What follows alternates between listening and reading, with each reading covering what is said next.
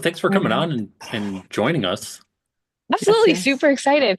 I was so funny. Last night I was it's like 3 o'clock and to my husband, I was like, I have to like be home. I've got that interview at like 5:30 and I hopped on and I was like, that's tomorrow.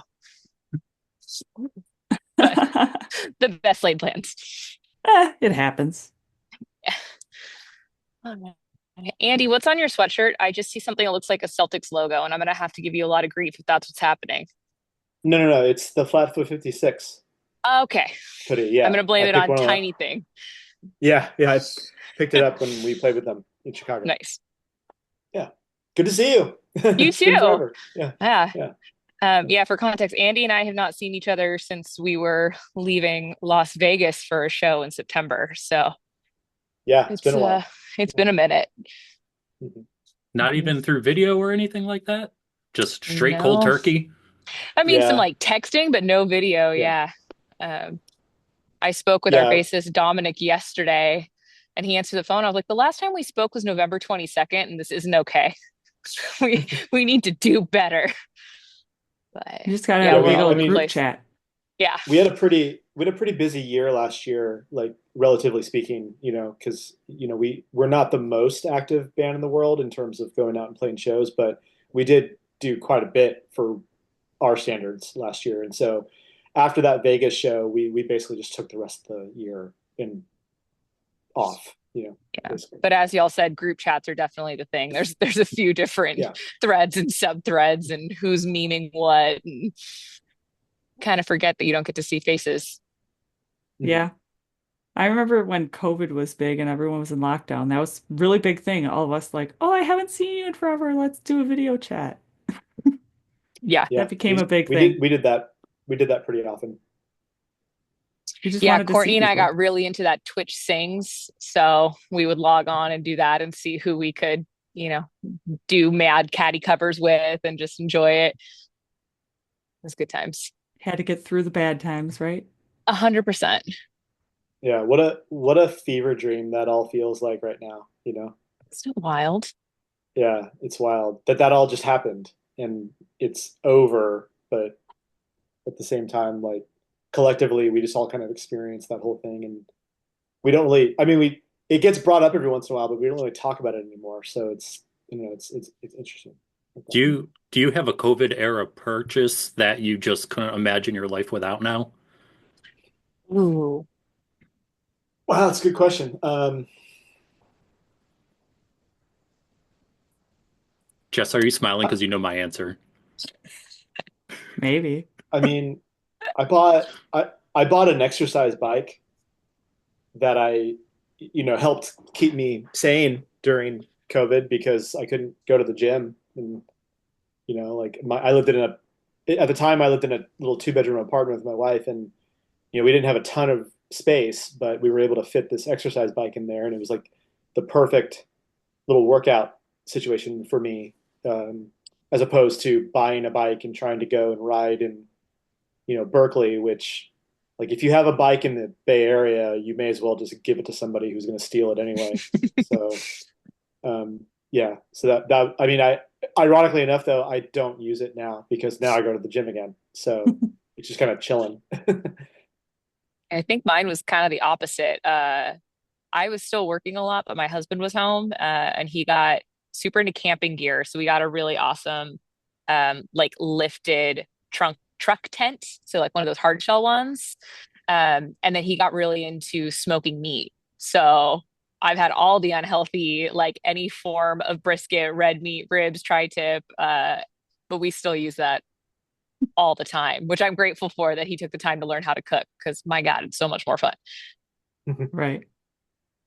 Nice. Yeah. What Mine was was yours though? Yeah. mine. So if you remember at the beginning, like everything was like super scarce and like especially toilet paper, so I bought a bidet.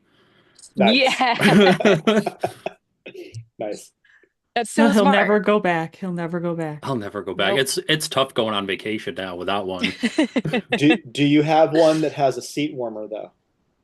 It doesn't have the seat warmer, but it has like the temperature control knob on it. Okay. Yeah, I worked for a short time at a startup in San Francisco, and they had so they had this like communal bathroom type setup where they had individual stalls, right? But the main bathroom area with all the sinks was communal, but again, like they were all private stalls. So um, each individual stall had a toilet with a heated seat and a bidet. And I'll tell you, like, you would just want to chill there for like 20 minutes, you know, because it was just nice to sit on this warm seat and then, do your business and then do whatever. So Where in San Francisco was that building? I'm just it was in so I don't know if you're familiar with it, but there's an area called Soma, Mhm. right? Yeah, so south of Market is Yep. what it's, and we were on Bryant Street. So like just between I think it was 6th and 7th on Bryant. Okay. I lived in San Francisco for about 6 months. I went to the Mm. Academy of Art back Oh, before they cool. Mm. changed the name. I don't know what it's called now. But I lived off of like kind of near the 16th Street station on Mission. A Mhm. couple blocks over is Lexington. Yep, I know And on one exactly what side you're of talking about. Lexington, it's like kind of sketchy. On the other side, it's like, oh wow, those people are doing pretty well. I was on the shady side. That sounds like San Yeah, Francisco in a nutshell. that's absolutely San Francisco in a nutshell. Yeah. So How anyway, about maybe we you? should talk Tsunami Bomb, right? I'm I thinking it's guess. Yeah. probably just us. I know Dominic like it, Oh, and I think maybe the same for Oubliette. So yeah, whenever y'all are ready. Yeah, Oubliette, uh, she pinged me and said that because people were already planning to come, that she was just going to go ahead and Cool. not come.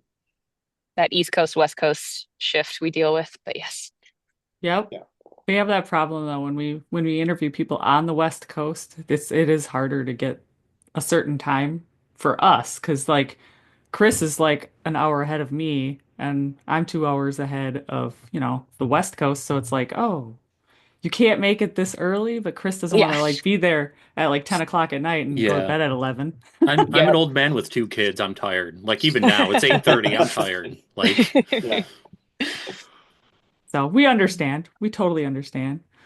But in case anyone watching doesn't know or listening, whichever you're doing, who you guys are, could you guys introduce yourselves and the role you play in the band? Sure.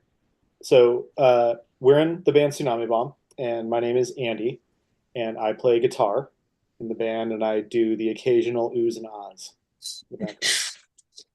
With really cool pedals. Don't forget your really cool pedals. Yeah, I have like a cool like guitar, pedal setup that makes cool noises. And I'm Kate. I am the lead vocalist for Tsunami Bomb that tries to do the dance moves. I feel like I needed a sub job too, but The Tries to famous do the dance moves. spinneroonie. Yeah. right? Jump up and Yeah. down while still singing. That's a skill in itself. so, if you could kind of walk us through, because from what I understand, back in around 2015, 2016-ish, Mm. Tsunami Bomb came back together. What happened to have the band come back together? Yeah, absolutely. So even rewinding slightly, Tsunami Bomb as a whole had disbanded in the early 2000s. So about 2008-ish, 2000, well, 2005 really was the last tour. And then one more show in 2008. So it had already been quite a long time since any members of the band had performed or had any music or been active. So come 2015, there was still quite a lot of music that had been put out, but in really early 90s formatting is the best way to phrase it. So Kung Fu Records and Joe Escalante had wanted to pull together some of the early songs and put out a retrospective record, update them, bring everything together and have that for the fans. And at that time, I was working with Brian Plink, the original guitarist.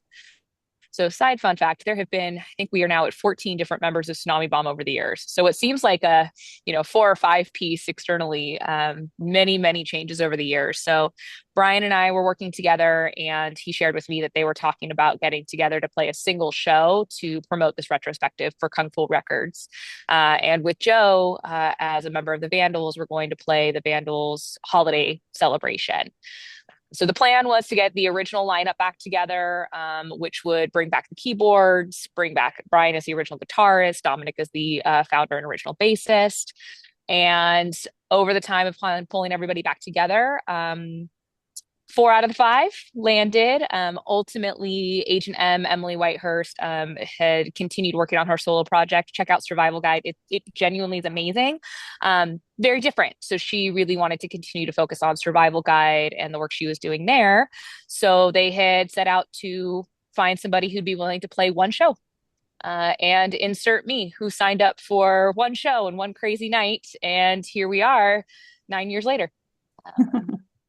Yeah, one time, one show. But don't get me wrong, I'm very grateful. But I look back sometimes, I'm like, yeah, we said one show, and here we are. That was your one interview. That was my one interview. Yeah, and I remember Dominic told me I sounded very like a Sinatra Disney song, and I was like, I don't know what that means. So do you like me or not? Or, but yeah, here we are. Did he ever tell you if he liked you? He did way later. Yeah, He's never he said it. owns No. he owns that he was trying to make sure I knew the gravity, and I was like, well, I appreciate that, but you were also scary, my friend. Very scary man. So, but yes, he did. He's very complimentary and supportive, and I appreciate that. Well, Now that's good. that's something I would love to hear. Maybe AI can make a Sinatra Disney song. Right? And this is all while singing the invasion from within. So Right. to somehow Yeah. get this combination of things. I mean, they have some. There's some creators on the social platforms that do that. Like they'll sub like Snoop Dogg doing Frank Sinatra or Frank Sinatra doing Snoop Dogg. Yeah. There I ruined It's it. yeah. There exactly. There I ruined it. Yeah, It's very talented. fantastic. Yeah. AI. So I know you said Emily kind of declined to join, wanted to focus on her current project. Mhm. Is it anything where maybe in the future, have you guys talked about maybe having her feature on a track or anything like that? It's not that it's a hard no, but the honest answer is, I think everybody really has gone in different directions. So there are different dynamics and different relationships across everybody. I know Andy, you and Emily are still in touch, and as is Gabe. But I think just the different directions of life, it's I don't foresee it, but I will admit, as somebody who idolized M growing up, I would probably squeal with glee. Um, but that's kind of my assessment. Yeah. Yeah. I mean, I don't think that door is closed permanently, Yeah. by any means. Um, as to my knowledge, the only invitation that was ever extended was at the beginning, and she Yes. respectfully just declined, right? And you know, thankfully, Emily was like, I don't care if you guys do it. I'm not going to try to stop you doing it. But I don't want to be a part of it, So, and that was that. And since then, there hasn't been any kind of formal conversations around, having her or really anyone else that was involved over the years to come in and do any kind of, you know, guest appearance or anything like that. Um, but it's really something that I think over time it might be explored again. It's nothing that we've really discussed though at this point. What I think is cool, and this may tail into some other things, the 5 of us really focus on what feels right, um, for the 5 of us, right? And even musically, what's the right thing for the fans and where the music's at? What's the right thing for us? And Andy mentioned we had a really busy year last year coming up on a 2025 where we've still got a lot in the pipeline, but really recognizing like what is going to be right for us and where we are right now. And so I think it's nice that we don't overly map out what the future holds. It's a very open, like what is this going to look like? What is this going to be? And I think that makes it a much more fun adventure and not a stressful thing for all of us to be able to do. Yeah. I mean, speaking back to like the past, but then also to the future, the first song I ever heard of Tsunami Bombs was Dawn on a Funeral Day. And then I saw them at the rave in Milwaukee back in like 2004 with Motion City Soundtrack. Now, the band disbanded in like 2005, and then you guys reunited with new members and everything in 2015. Besides the lineup changes, how do you think Tsunami Bomb has evolved since the early days? Yeah, How I would you think say? One I would acknowledge right off the bat that was also very cool. You know, you mentioned getting to experience the band for the first time with Dawn on a Funeral Day.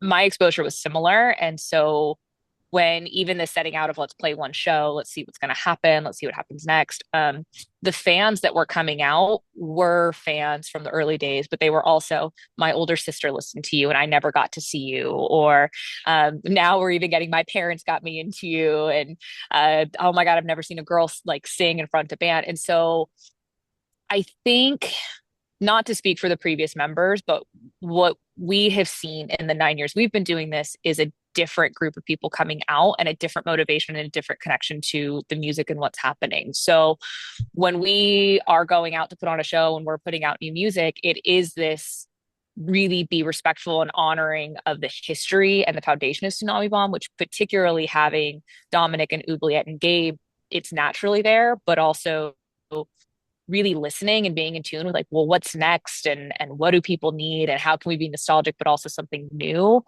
um I think of that as something like what drives us now, and it, I think is a little different. And when you think about social media and the exposure we have, like we've got a lot more accessibility to what people are thinking and what people are wanting, so I think that's a lot more to balance and think about to include. But even in the 9 years we've been doing it, I felt that aspect deepen more and more over time. I don't know. What would you say, Andy? Because you have another perspective just even from the music industry. Right. Yeah. I mean, I feel like just because of the fact that there are two new members in the band, um, that inevitably just creates a difference in like the Mhm. aesthetic, the overall kind of feel for the band. Because my approach to guitar and songwriting is different than the previous guitar players, right? And Kate's approach to vocal and lyrics and just presentation is different than M's or Mhm. anyone else really that was in the band as well. So our writing process is, of course, different than it was back then because we're not spending, literally 3 nights a week, every week in the woodshed, like, because, when you're younger, that's kind of what you tend to do is you just hammer yourselves into a practice space and just barrel through 25 songs in like 2 weeks or something like that. And we don't have that luxury, right? So the songwriting process itself has evolved. We have to share a lot of stuff online, um, and like Dominic and I are, for lack of a better word, like kind of the primary songwriters in terms of the music. Like we bring ideas to the table, and then like Kate and Oubliette are kind of co-mingling with like the lyrical content. And sometimes like Dom and I will add things or suggest things with the lyrics. And um but I can't speak to the way it was back before because I wasn't there in the room with them. I knew them back in the day and like I was friends with them back in the day, but um all I know is what they've told me anecdotally about like how it was and like how there was like this intensity to it because they were constantly on the road and like constantly doing stuff and like just a very, very active band. And so I imagine that the difference now is like a little bit more, like I would say just less intense when it comes down to it, because we don't have as much to, well, I wouldn't say we don't have as much to gain, but we don't have as much to lose now, you know? So we kind of had the luxury of being able to kind of do it at our own pace, which is nice, actually. Yeah. Yeah, and I think social media and everything kind of helps with that as well. Doing it more at your own pace because nowadays people do a lot of releasing of singles and not full albums right away. So, Yeah. Sure. Well, This and is my even cat to Ruthie, the by the way. hi Ruthie. The aspect of we were talking about availability of cell phone cameras, right? And you could pull up footage from the early days, which is really cool to see, but you've got a handful of videos that are out there. And I think it was our second run of shows that we did like 4 nights. And after the first night, somebody had posted, a 4K video of our entire set from front to back. And we were like, oh, so, every moment, everything, whether it's a fun one or it's, a word on a performance, like every moment is out there. And that has both really great repercussions of it, and then it also has challenges. And so just dynamically from early 2000s to the 2020s, it's a very different time to perform. Definitely. Yeah, that's a huge piece of it for sure because, having kind of been like in proximity to them Hmm. back in the day Hmm. as somebody who would like play, like my old bands used to play shows with Tsunami Bomb all the time, right? And we didn't have that luxury of having, well, I mean, it's a luxury and a curse at the same time. Yeah. It's like a blessing and a curse, to have people, videotaping literally everything you do and then immediately putting it online to be dissected and like having opinions thrust upon you about like, oh, it's different or I hate it or like whatever. And then you're just like, oh God, like, why are we doing this? Um, but there's actually a lot of praise that comes from it too. And like people are like, this Totally. is rad, or like, oh, this is so sick, or like, oh, thank you for the new music. And like Oh, that all was of a that's silly thing to say awesome. out loud. I won't do that again. Right, right. Oh yeah, yeah, yeah, yeah. Oh God. Oh God. It's like it brings back like all those like things that you say in the moment and then you realize, wait, this is on video forever on YouTube. Oh my God. Yeah. Now, I'll say that my introduction to Tsunami Bomb was actually the Warped Tour 2003 DVD. Mm. And in that clip, it's when they're sitting in the bus, they're interviewing, and I think it was M that says like, "Yeah, but with a bus, you can't go through the drive-through of a Del Taco." And I was like, so, but me at that point, I'd never left the East Coast. I'm like, the fuck is Del Taco? But don't worry, I've eaten there since. So, I've um, never, you've never had Del never, You're not Taco. really missing much. There's It's there's okay. some salty tacos, but sometimes they hit Yeah, just right. There's a lot of random places I've never eaten because I've never really traveled west. I've mostly gone East Coast or South. got it. You've eaten at Waffle House, I take it. No, No, no Waffle House? no, no Okay. Waffle House. Okay. I probably couldn't I don't even know eat there how. now because I mean, it's now I terrible, have but now yeah. I'm gluten free, so now I probably couldn't even eat there at all. Got it. Yeah, yeah. Yeah. But then everyone talks about like In-N-Out Burger and all these other places, and I'm like, I've never had that either. One of these Pretty days. good. Yeah. Someday, someday. I mean, leave it to the Californians to say In-N-Out's pretty good, but it's pretty good. Pretty good. We do have ongoing debates depending on where we are tour wise. Particularly, Gabe and I, like, what coffee spot are we stopping at? Like, he is full team Dunkin', and I am not. So there's always the how are we going to negotiate who gets to pick the coffee spot? And we both drink black coffee, so it's like, yeah, my turn, your turn, my turn. what kind of coffee shop do you prefer? So I need good espresso. Like if I can get to a Pete's, I'm really happy. So I could do like a coffee bean, from like on the road standpoint. But I mean, usually tours like give me Starbucks. It's at least going Yeah. to be consistent, and I know that. Give me a bacon gouda, like. Yeah. It's the But most yeah, like, Gabe will get his coffee in a bag of bacon from Dunkin'. I I just love that gas station. snacking I was just a bacon. gas station coffee kind of girl. You get what you need as long as it's in the veins. We're Plus, good. it's cheap. It's cheap. Facts. true.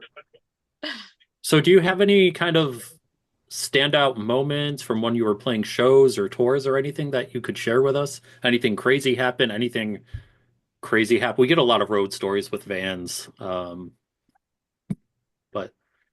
Uh, I can start with a cool one because I'm sure there's going to be a few. I think this was the one where I'm like, oh man, people really care, which was very cool, but also very scary. But we were up at the Warped Tour. This was 2016, so it was still, I think, probably my eighth or ninth show with everybody. And we played our set in Portland, super fun set, went well, and then there was a group of girls that had come to our merch booth after, and they were all like 13 and were super excited, and they were the ones I was kind of alluding to earlier. We're like, wow, I didn't know like women and like girls can like front the band. We thought you just had to like be in the band. And both Uwe and we're like, well, yeah, it's super fun.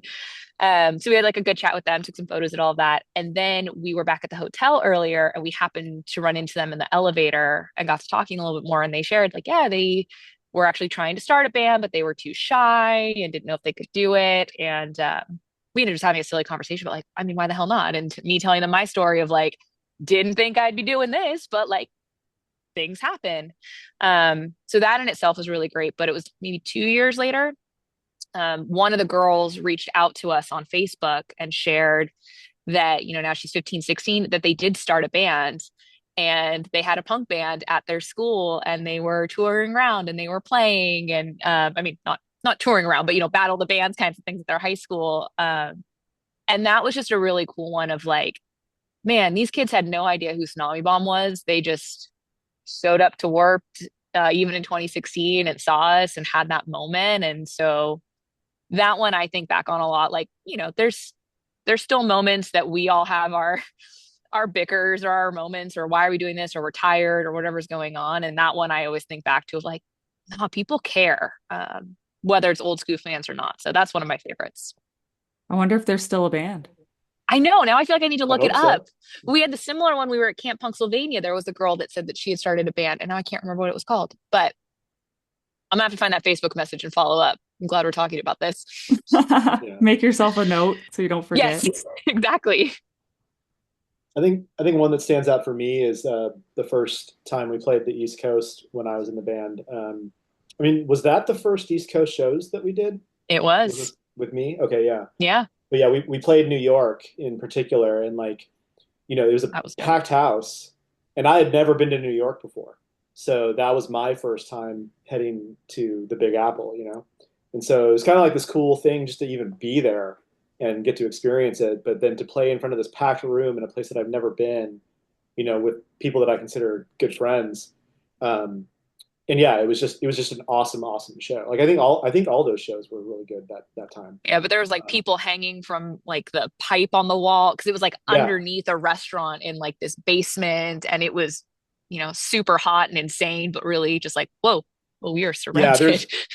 It was in the I wouldn't call it a basement, but like the lower level of Yeah. this like very hipstery bar in Brooklyn, and at first we were kind of looking around and was like, dude, are we just gonna be inundated with like hipsters and like, like okay, like that's cool, whatever. And then, but sure enough, like people showed up, and I mean they had a blast. There's footage of it online. It's from the Cape House, Mhm. but yeah, that one stands out to me. Playing in Montreal, getting to go to Canada was huge. I mean Great. that was a fun night. That was Yeah. a fun night. There's some stories from that I will spare you, but I mean, playing in Canada again, like in a place I've never been, in front of a packed crowd that are all going crazy. That I mean, the actual set we played too had some interesting stories. Like we had this one woman who was like spitting on Kate, and God. Oubliette like threw her beer at her and said, "Stop that!" And like it Yeah, became I'm this not whole great at thing. defending myself, but don't fuck with me when Oobs is around because she will protect the hell out of me. Yeah, and it was fine. Like it wasn't like this really bad negative experience, but at the same time, it was just like, dude, like what the fuck are you doing? Like, don't spit on us. Like this is not Yeah. England in 1977. Like come on. So um, playing in Texas, playing Fest for the first time was huge. Getting to play with Flatfoot for Mhm. St. Patrick's Day, for like their St. Patrick's Day thing at Reggie's, which was awesome. There's been a bunch of really great moments. I mean, and geez, last year playing in the UK and Europe. EU, Yeah. just getting to go there. I mean, that was like for me like a huge bucket list item, because I had never been able to do that with any of my previous bands. And so just to be able to go there, experience it, have that adventure with, again, like people who I mean, at this point I consider them family, like, and so we had such a blast. It was such like really, I don't think it could have been any better, based off of it being our first trip out there with this iteration of the band. Did you have Yeah. a favorite city you played out there? Berlin for sure. Yeah. Let's see, mine was Manchester. Yeah, I mean Manchester was cool, but I love Berlin. I love Germany, and like I had been there before, and so I was like, I got to get back there. So yeah, so Berlin was just so cool. Yeah, it's a cool town. But Manchester was dope because it was just this super packed big venue. It was the biggest venue we played the entire tour, and it was just packed. And they built human pyramids during our set. It was epic. And there were people dressed as clowns, crowd surfing and singing Yeah. songs, and it was weird but great. Yeah. Yeah, I mean, I've heard that shows overseas are a little crazier and more chaotic than shows in the United States. Yeah. Yeah, definitely less like we're gonna sue you for doing something stupid. Like that Yeah. pressure is not as prevalent. Yeah. Like the biggest takeaway that I had, and I had heard about this before from friends that I know that had played in the EU and Europe, is that just in general, they tend to take care of musicians more. Hmm. Like you may not necessarily walk away with cash when you come home, but during your time there, you're going to be fed, you're going to get a place to stay. Like they're going to make Mhm. sure that your experience is as, you know, low impact as it possibly can because you've come all this way to entertain them, and to Mhm. kind of be in their country as a guest. And like, they're very excited to have people from the United States coming out there because and it goes the same way. Like I would say out here, like people are generally interested in bands from Europe, but I mean, I can say for sure as somebody who goes to a lot of shows that bands from other parts of the world aren't welcomed nearly as well as we felt that we were out there. So yeah, Yeah. Circling back, you were talking about Warp Tour, Kate. Now, what are your guys' feelings on the return of Warp Tour, even though it's more like a festival than an actual tour? In general, I'm incredibly excited. I'm very cautiously optimistic. Uh, we'll see what it's like, but the fact that Kevin Lyman is, you know, involved and excited and I'm not sure how hands-on he's being, but I think his presence will make a big difference.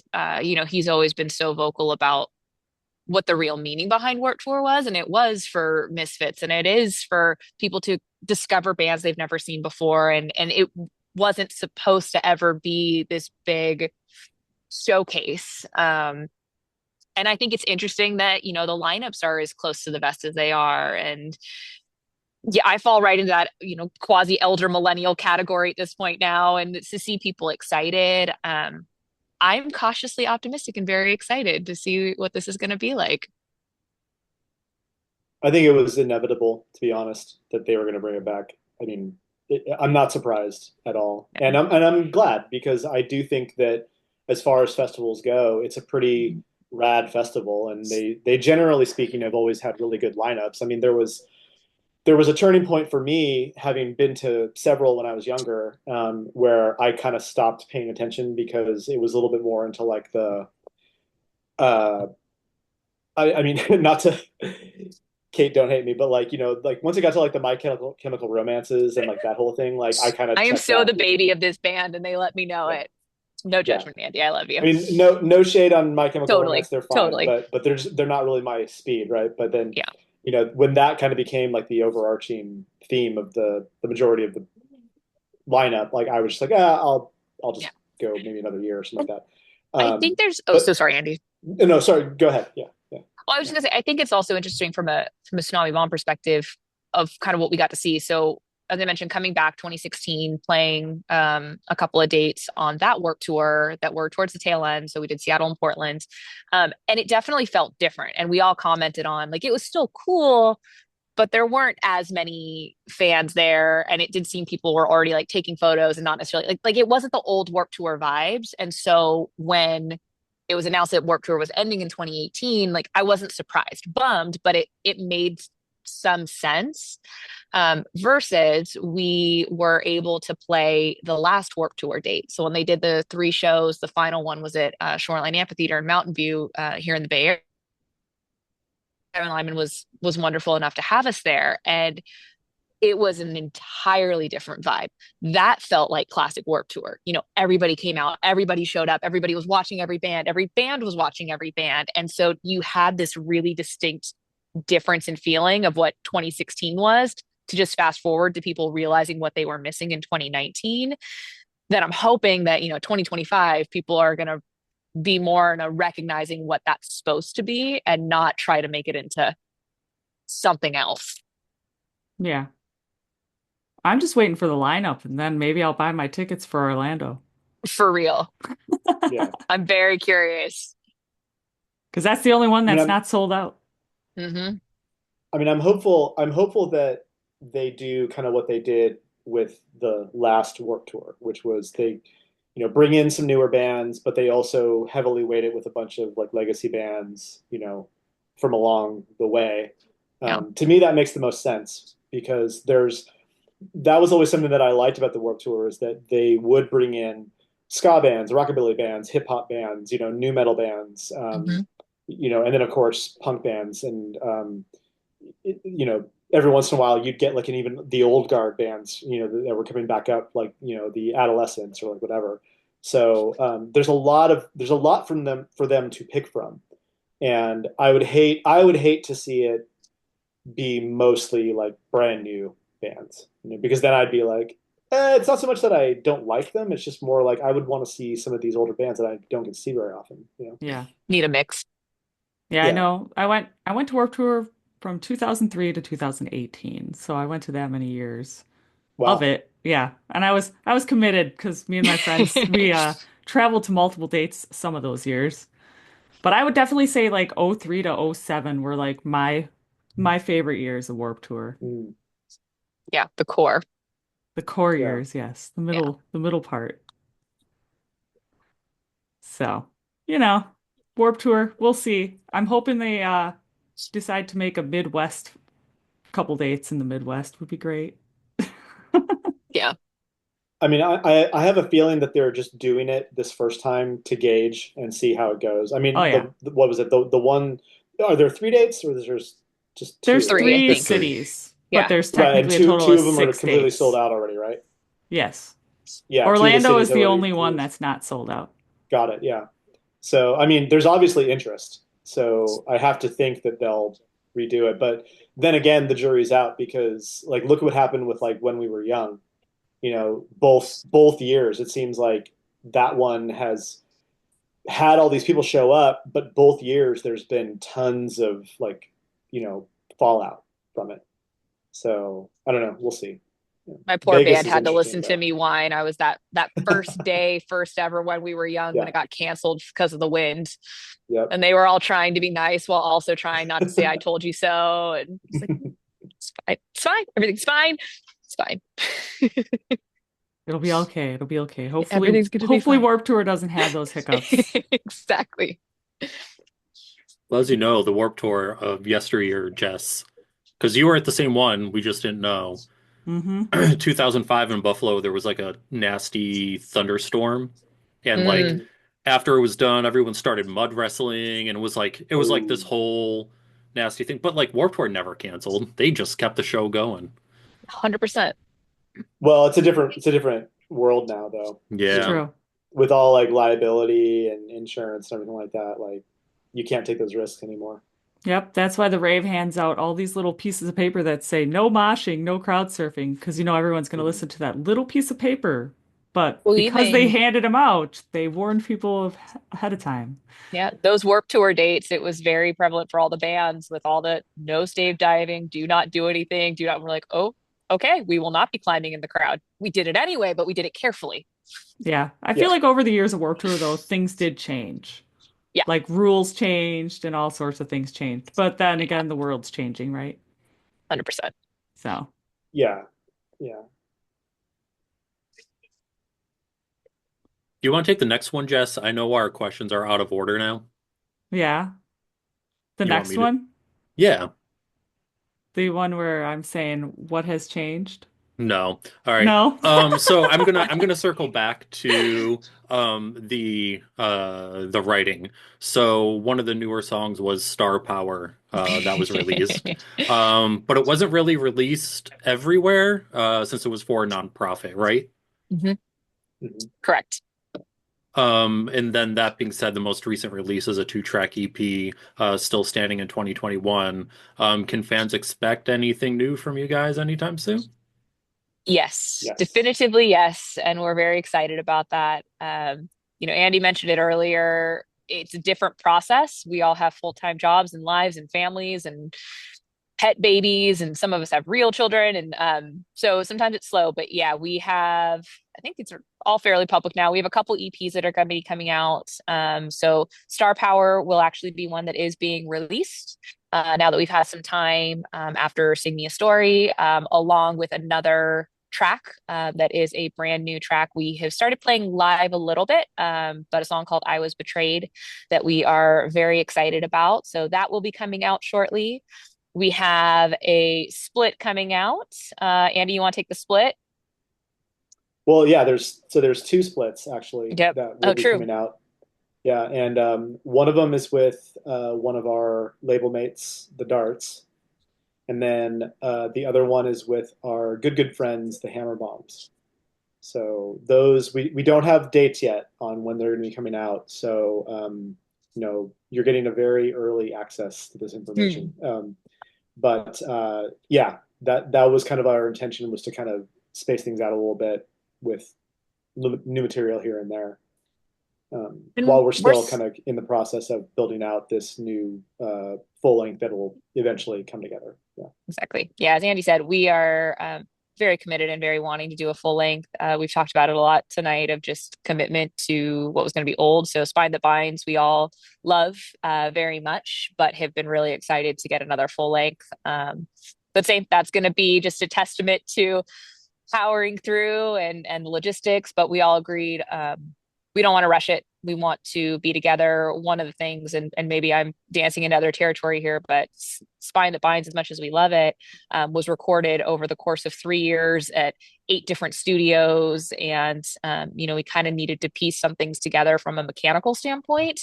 And so for the next one, we want to be in the same room at the same time for a week and really make that happen. So it'll take some time, but we have some songs we're really excited about, and at some point there'll be a full length as well. Yeah, what kind of vibe are you guys going for? Uh, Hangry. I was like, we're all real Angry. pissed off Yeah. about a lot of things right now. So Yeah. no, I think there's going to be a lot of those core elements of that classic Tsunami Bomb. We've got keys prevalent. We've got Gabe going really high tempo on the drums on a lot of places. But we also have, with anger also comes a lot of like confusing emotion, right? A lot of hurt, a lot of pain, but also a lot of appreciation of our friends. And so I think it'll really be a vibe of just navigating life right now, and to the, I don't know, maybe almost in a bipolar way. Sometimes it feels like I'm freaking out and I'm really angry, but I'm also really excited about being angry. Um, but it'll definitely be passion fueled, and everything that is going to be on there.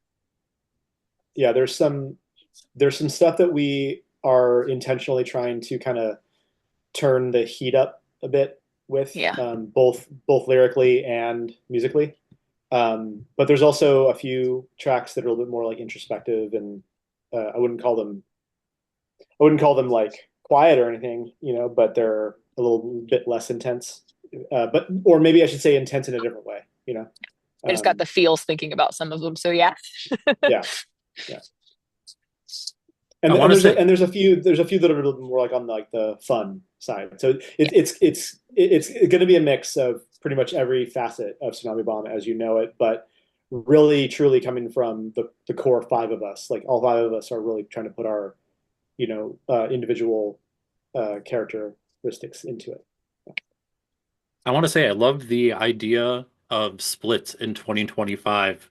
But I'm curious, is that like digital split, or is there going to be like physical plans for a Oof. split? Yeah, Yes. Okay, So physical for all three. Yeah, awesome. So there'll be yeah, but vinyl we because there'll be everyone loves vinyl. vinyl. yeah, Heck yeah. CDs probably Our not. Yeah, Yeah, probably not. Dominic has yeah, done, I think, all the artwork. Yeah, he's done all three. He's working on all three. So yeah, yeah. we've got some really, I'm particularly excited about two of the two of the three. But yeah, Dom's done all of the artwork as well. So we're very excited.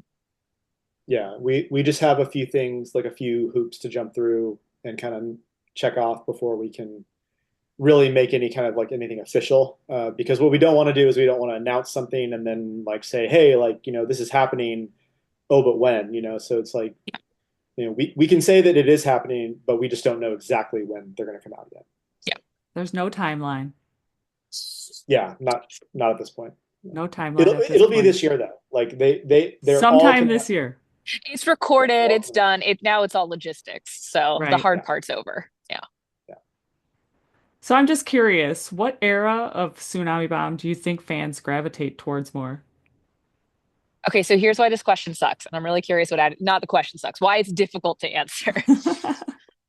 It is genuinely a split. And we've talked about this and noticed this, especially as we went in to write the last record. It is all across the board. We've got people that are like, I listened to the Invasion from Within EP, and then you went all poppy, and that was awful. And then we've got people that really love, Mushy Love Song and Simple Truth and love that aspect of the romance. So it is such a debate, and it's really entertaining to watch people, particularly buy vinyl at the shows. Because it's a mixed bag of this is my favorite record, this is what I've ever seen. And even when we got to Spine, most people will find they love 2 or 3 songs, and then they've got another 2 that they're like, eh. We're like, well, yeah, that's the same fan base that is going to take 2, leave 2.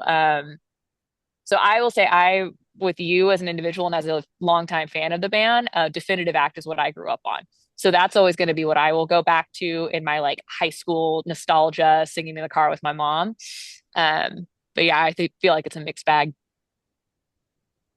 I mean, based off the data, and Say it by, if you mean it. Yes, say it if you mean it. It's definitely by data, I just mean like Spotify or anything totally. with digital streaming. Anything off of why can't I think of it? Ultimate Escape. Ultimate Escape, yeah. It Hence escaped the your album I brain. was not on. Yeah.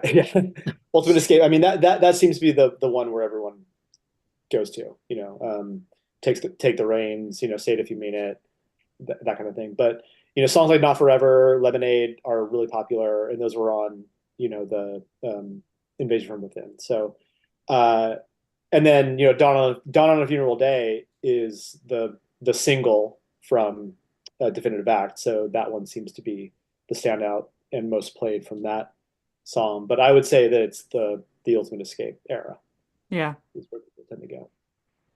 Now you were talking about people at shows buying vinyl and stuff. So speaking of shows, do you guys have any shows that you're planning for 2025? We have one currently. Yeah, we're playing in Berkeley, California at Cornerstone for Dollfest, which is a 2-day event, 2.5 if you count the pre-show event happening the day before. But it's 2 all-day lineups, basically showcasing a lot of artists that are either femme fronted or femme like focused artists, which is really awesome. So bands like the Iron Roses, Naked Aggression, Testing the Details, Stop the Presses, the Darts are playing, Dog Party's playing the pre-show, Dom's other band Loud Graves is playing. The Applicators are coming in for a show, and they haven't played very many shows. They're from Texas, so it's kind of cool to see them on the bill. But that'll be great because it's like a nice sort of homecoming for us. Berkeley's not the town that the band's from, but that's kind of a nice central point where 4 of us live, and it's close enough to Petaluma, which is where the band was from, to say that it's a hometown show. So that'll be nice. And it kind of But goes back to what then, we said earlier about, we'll see what's next. We were just talking again on, are we available to tour? What do we want this to look like? We're all kind of same page of like, if some stuff comes up, sure. But last spring when we did Europe, that was, 2 weeks for us. And so we all made a real commitment from a time standpoint, and our jobs, our families, all of that we really wanted to buckle down and tour. So we knew that 2025 from a playing standpoint would be a little bit lighter. And, who knows? Something always comes up, and we do love being together.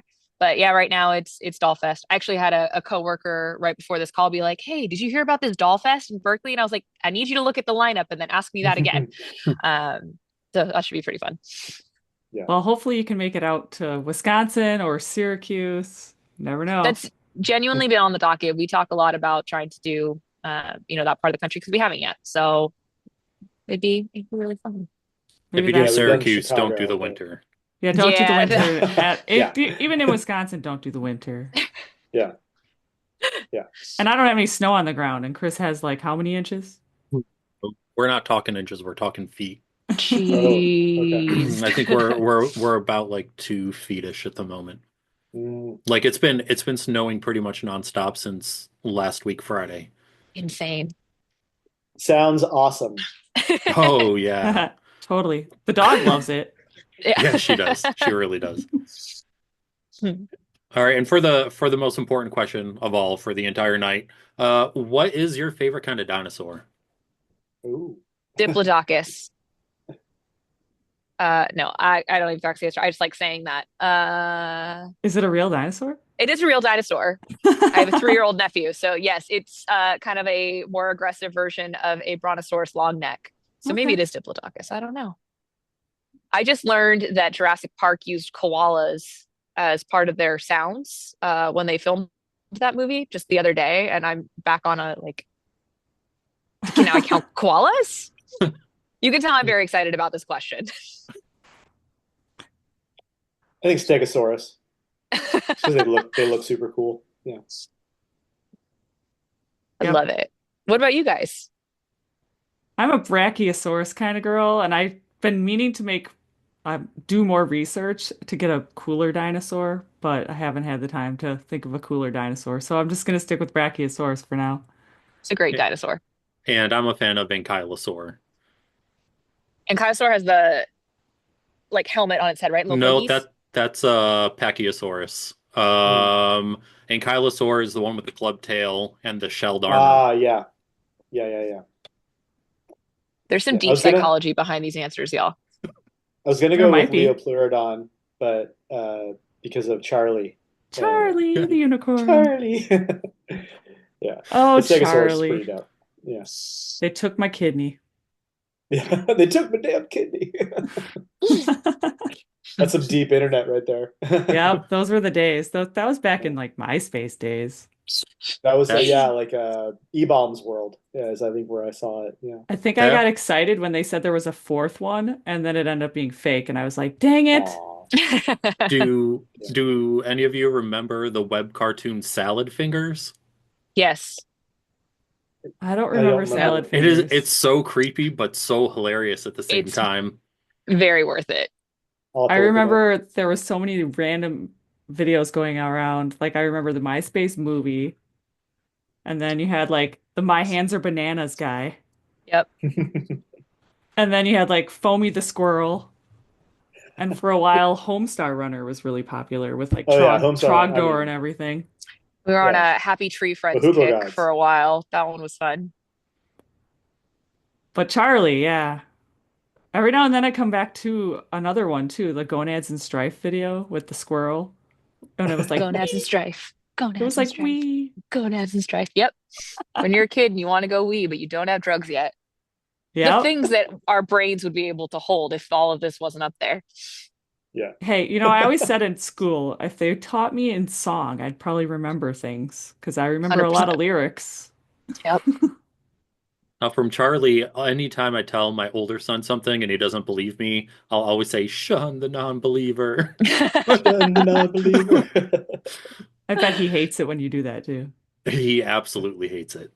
Of course, he's in that angsty age. Yeah, almost 15. I love it. You're teaching him well. Got to teach him young. Yep. Wow. Well, that dinosaur question was our last question. The Yeah, most important one we saved for last. as you Thanks do. again Yeah. so much for coming on. Absolutely. Yeah, Thanks for you're having welcome. us. It's been a pleasure chit-chatting, and it's starting to get darker by you, Kate, so Yeah, I'm realizing Yeah. there's not much left. Cool. Thank you but so much, y'all. yep, you guys have a good Thanks for coming night, on. and we'll talk to you again later.